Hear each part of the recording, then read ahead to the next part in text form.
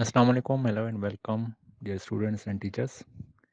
आज हम डिस्कस करेंगे एनर्जी ऑफ रिवॉल्विंग इलेक्ट्रॉन, जो कि एक और इम्पोर्टेंट टॉपिक है एफएससी के हवाले से। That is energy of revolving electron. जैसे कि हमें पता है कि एनर्जी ऑफ इलेक्ट्रॉन, जब वो इलेक्ट्रॉन किसी रेडियस के गिर्द घूमता है तो उस पे जो एनर्जी होती है वो दो तरह की होती है।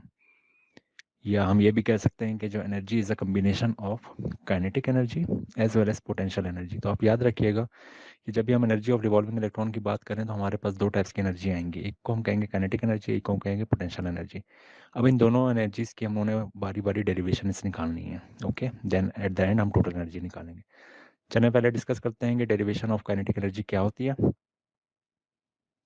हमें पता है कि kinetic energy as per the physics equation के हाफ एम वी स्क्वेयर होती है।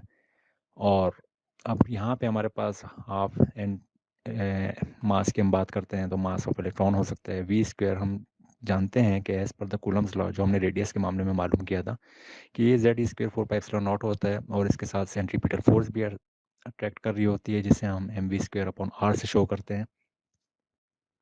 तो हमारे पास यहाँ पे Z square 4 pi epsilon not equals हो जाएगा m v square upon r के। सो यहाँ पे हमारे पास आर और जो आर स्क्वायर है वो कैंसिल हो जाएगा, जिस तरह हम यहाँ पे लिख सकते हैं कि Z square 4 pi epsilon not r और m v square. Okay, so हमें वी स्क्वायर की वैल्यू निकालनी थी। सो मास यहाँ पे मल्टीप्लाई हो रहा था, वहाँ पे जाके डिवाइड हो जाएगा। सो वी स्क्वायर की वैल्यू आ गई Z square 4 pi epsilon not are m. ठीक है, अब इस इक्वेशन को हम पुट करेंगे इक्वेशन नंबर 1 में, जो कि काइनेटिक एनर्जी की हाफ एम वी स्क्वायर की थी। सो हाफ एम आ गया, एम वी स्क्वायर की जगह अब हम ये वैल्यू पुट कर देंगे जेड स्क्वायर, जो मैंने येलो से यहाँ पे लिखा है 4 pi epsilon not are M. Okay, I hope it make sense. Mass mass से कैंसिल हो जाता है यहाँ पे, देन रिमेनिंग हमारे पास क्या बचता है, kinetic energy equals to half Z square 4 pi epsilon not R. Okay, so हमारे पास जो एक्सप्रेशन बचता है वो ये है कि हम 1 और 2 को मल्टीप्लाई कर देते हैं तो हमारे पास यहाँ पे काइनेटिक एनर्जी का एक्सप्रेशन आ जाता है। अब हमारे पास दूसरा पार्ट है एनर्जी का, जो कि पोटेंशियल एनर्जी है। पोटेंशियल एनर्जी हमारे पास किसी भी चीज़ की पोजीशन चेंज होने की वजह से जो एनर्जी आती है उसे हम पोटेंशियल एनर्जी कहते हैं अमल फाज में। सो यहाँ पे हम डेरिवेशन ऑफ पोटेंशियल एनर्जी देखते हैं। लेट कंसीडर कि अगर हमारे पास यहाँ पे एक एटम हो हैविंग न्यूक्लियस, जो हमने ब्लू कलर से शो किया हुआ है, और यहाँ पे एक इलेक्ट्रॉन रिवॉल्व कर रहा हो। सो ये नॉर्मल स्ट्रक्चर होता है एटम का। आप लेट से आप इसे कंसीडर कर लें कि हमारे पास कोई एक ऐसी पोजीशन आती है जहाँ पे न्यूक्लियस जो पॉजिटिव चार्ज है वो इलेक्ट्रॉन पे नेगेटिवली चार्ज इलेक्ट्रॉन पे अट्रैक्ट नहीं करता। तो ऐसी पोजीशन को हम कहते हैं कि इन्फिनिटी पे इलेक्ट्रॉन पड़ा हुआ है और यहाँ पे पोटेंशियल एनर्जी जीरो होती है। ये आप याद रखिएगा। हमारे पास जो फिजिक्स में होता है, हम कहते हैं कि पोटेंशियल एनर्जी हमारे पास होती है वर्क में। और वर्क हम कहते हैं कि जब आप फोर्स लगाते हैं और there is a some displacement और डिस्टेंस, तो ये वर्क होता है। ओके, अब यहाँ पे चार्जेस और as per the Coulomb's law हम वर्क को कैसे शो करेंगे, तो यहाँ पे हमारे पास वर्क होता है Z square 4 pi epsilon not r square. Okay, अब यहाँ पे एक मैथमेटिकल एक्सप्रेशन है, मैं इजी करके आपको बताने की कोशिश करूँगा। इसको इंटीग्रेट करेंगे तो पोटेंशियल एनर्जी इंटीग्रेशन साइन आ गया Z square 4 pi epsilon not r square dot d r हम कहते हैं डिस्टेंस टूवर्ड्स द रेडियस।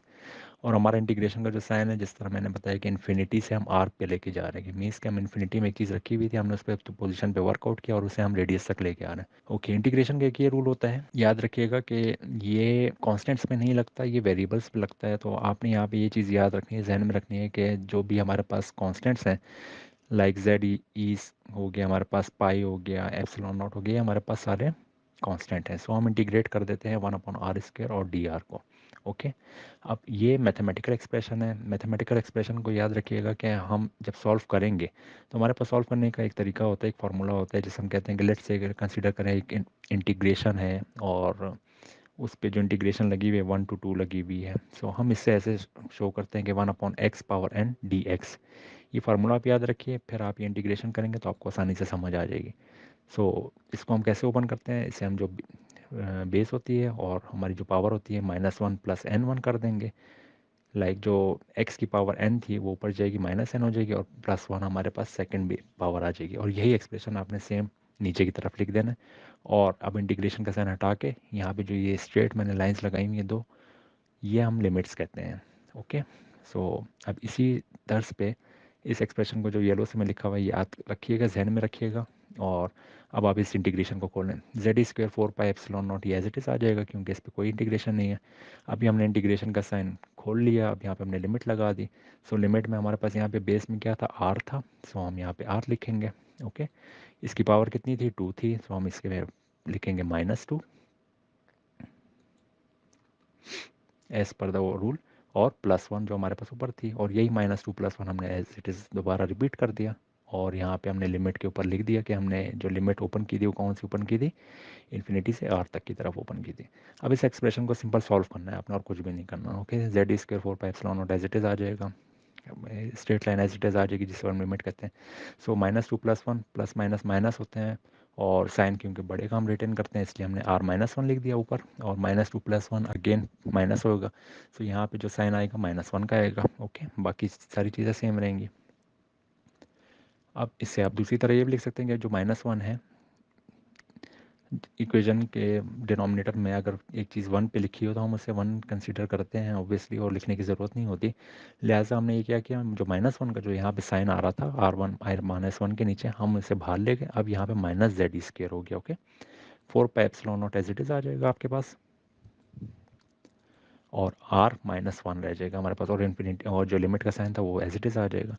अब यहाँ पे एक चीज़ याद रखिएगा कि r-1 को हम ये भी लिख सकते हैं कि 1/r। ओके, सो ये मैथमेटिकल एक्सप्रेशन सिर्फ जस्ट सिंप्लीफाई करते जा रहा है, कुछ भी नहीं कर रहा है। सो आप लोग 1 बाय 1 स्टेप देखिएगा, आप लोगों को चीज़ें समझ आ जाएंगी।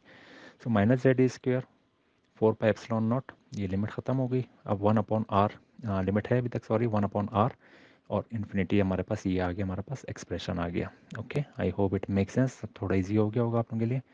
अब हमारे पास क्या है, हम इस लिमिट को ओपन करने जा रहे हैं 1/r के रिलेशन को। ओके, सो इसके रिलेशन के लिए मालूम करने के लिए हमारे पास अगेन वही तरीका होता है कि 1/r और माइनस कर देंगे 1/इन्फिनिटी के साथ, याद रखिएगा।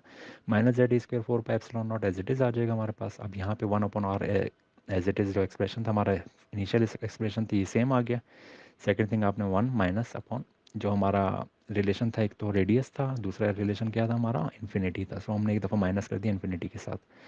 अब ये कर लेंगे। अब याद रखिएगा मैथमेटिकल एक्सप्रेशन में होता है कि जब भी हम इन्फिनिटी की बात करते हैं कि 1/इन्फिनिटी, वो हमेशा इक्वल होता है 0 के। सो आप 1/इन्फिनिटी याद रखिएगा कि हमेशा इक्वल होता है 0 के, कैलकुलेटर से करके देख लीजिए।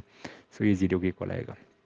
सो हम ये लिख लेते हैं कि 1/इन्फिनिटी 0 के इक्वल होता है, तो हमारे पास जो एक्सप्रेशन बचा -z² 4 पाई एप्सिलॉन नॉट, तो हमारे पास क्या रह गया, 1/r-0। ओके, -0 का मतलब 0 ही होता है, बट क्योंकि हम माइनस में लिख रहे हैं तो मैं यहाँ पे एक्सप्रेशन दोबारा लिख देता हूँ ताकि आप लोगों को समझ आ जाए। -z² 4 pi epsilon not 1/r-0। So finally हमारे पास जो पोटेंशियल एनर्जी निकलेगी वो -z² 4 pi epsilon not 1/r, and ultimately -z² 4 pi epsilon not r। Okay, so r से हमने मल्टीप्लाई कर दिया, हमारे पास पोटेंशियल एनर्जी आ गई।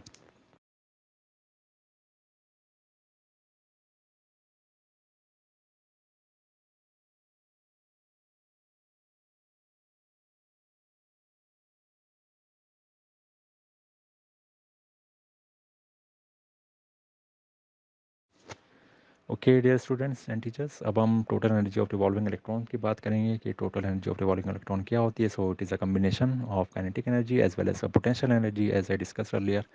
सो यहाँ पे हम एनर्जी की बात करते हैं। सो हमारे पास काइनेटिक एनर्जी आती है z² 8 pi epsilon not r, and अब हम प्लस लगा देते हैं पोटेंशियल एनर्जी के लिए, एंड पोटेंशियल एनर्जी की क्या वैल्यू आई थी, -z² 4 pi epsilon not r। I hope you people remember it. So plus minus यहाँ पे माइनस हो जाता है, तो मैंने येलो से लिख दिया, बाकी सारी वैल्यू सेम आएंगी, सो माइनस लगा दिया मैंने, देयर इज़ नथिंग चेंज। हमने सिर्फ मैथमेटिकल एक्सप्रेशन सिंप्लीफाई करना है। अब हमने एलसीएम ले लिया 8 पाई एप्सिलॉन नॉट r का। सो 8 पाई, और यहाँ पे 1 आ जाएगा, 1z² and 2z²। I hope LCM आप लोगों को लेना आता होगा। सो it is a simple expression. So -z² 8 pi epsilon not r। Okay, अब यहाँ पे हम ओके अब यहाँ पे जो हमारे पास r है, इस r को हम रेडियस से रिप्रेजेंट करते हैं, ठीक है। सो अगेन जो हमारा रेडियस है उसकी इक्वेशन होती है r = n² h² epsilon not z² pi m। सो ये आप याद रखिएगा। अब यहाँ पे हम r की वैल्यू पुट आउट कर देंगे, मैं सिंपल करने की कोशिश करता हूँ। सो +-1 जेड ई स्क्र गेट पे एप्सिलॉन नॉट आर, आर की जगह अब हम क्या लिख रहे हैं, एन स्क्र एच स्क्र और एप्सिलॉन नॉट, जो मैंने सिंपल कर दिया एक्सप्रेशन को, क्योंकि हमारे पास दो डिनोमिनेटर नहीं होता। सो यहाँ पे जेड ई स्क्र पाई एम की वैल्यू ऊपर चली जाएगी। सो जेड ई स्क्र डॉट जेड ई स्क्र पाई एम और 8 pi epsilon naught N square H square epsilon not. I hope it make sense. ये इजी हो गया होगा आप लोगों के लिए याद करने के लिए। अब यहाँ पे हम लोग सिंपल मल्टीप्लिकेशन कर देंगे कि जेड जेड हमारे पास दो जेड स्क्र हो गया, ई फोर हो गया, pi M 8 pi epsilon naught N square H square. Okay, epsilon naught भी हमारे पास दो थे, तो हमने एप्सिलॉन नॉट के स्क्वायर बना दिया। ओके, पाई पाई से कैंसिल हो चुका है यहाँ पे। अब हमारे पास जो फर्दर एक्सप्रेशन बन रहा है वो क्या बन रहा है, Z square e square m 8 pi epsilon not square n square and h square. Okay, ये याद रखिएगा आप लोग। सॉरी, नाउ हमने सिंपल रीअरेंजमेंट कर दिया, minus m Z square e four 8 pi epsilon not square h square और 1/n square. 1/n square को मैंने इसलिए बाहर निकाल दिया क्योंकि हमारे यहाँ पे जो एनर्जी ऑफ इलेक्ट्रॉन है, हम किसी भी nth ऑर्बिटल में बात करेंगे, वो n कोई भी नंबर हो सकता है, 1 2 3 and infinity as well. Okay, so याद रखिएगा हमने 1/n अलग कर दिया। अब यहाँ पे हमारे पास जो कॉन्स्टेंट्स हैं, तो कॉन्स्टेंट अलग हो गया, वेरिएबल अलग हो गया। m की वैल्यू आपको पता है कि हमारे पास 9.1 10⁻⁻31। जेड हमारे पास लेट से कंसीडर कर लेते हैं कि ये हमारे पास यहाँ पे हाइड्रोजन है, तो इसका प्रोटॉन नंबर हमारे पास 1 आ जाता है। इलेक्ट्रॉन का जो चार्ज है 1.6 10⁻⁻19 आ जाता है। इसी तरह हमारे पास जो एप्सिलॉन नॉट है, जो परमिटिविटी कांस्टेंट हम कहते हैं, 8.85 10⁻⁻18 आ जाता है, -12 सॉरी आ जाता है।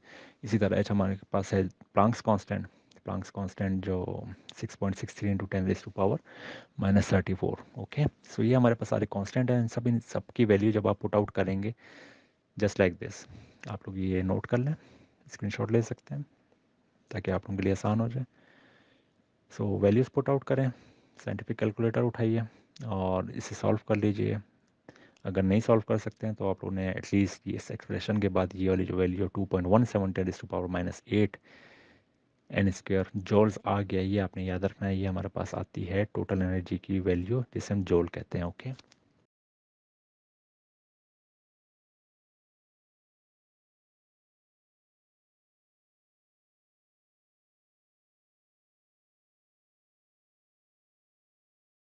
अब यहाँ पे एक और एक्सप्रेशन आता है कि हम केमिस्ट्री में ज़्यादातर जो चीज़ें होती हैं हम उसे किलो जॉल में कन्वर्ट करते हैं। ओके, कन्वर्ट कर देते हैं जॉल को किलो जॉल में। अगर क्वेश्चन आ जाता है जॉल में तो आपने 2.17 लिखना है, लेकिन अगर किलो जॉल हो जाता है तो आपने इसको एवोगैड्रोस नंबर से मल्टीप्लाई कर देना है, 6.022 10⁻23। और क्योंकि हम किलो जॉल से किलो जॉल में जा रहे हैं, सो हम डिवाइड कर देते हैं 1000 पे।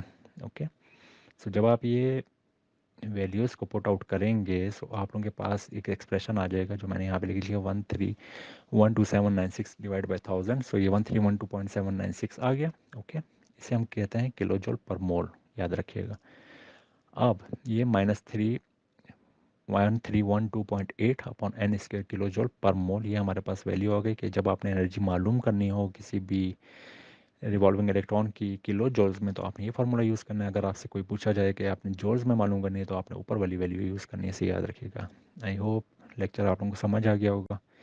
कीप शेयरिंग, कीप कमेंटिंग, और अगर आप लोगों को इस टॉपिक के सॉफ्ट नोट्स और हार्ड नोट्स चाहिए तो आप ज़रूर कमेंट्स करें, अपनी ईमेल शेयर करें, मैं आपको इंशाल्लाह ज़रूर प्रोवाइड करूँगा। Thank you very much. अल्लाह हाफिज़, टेक केयर।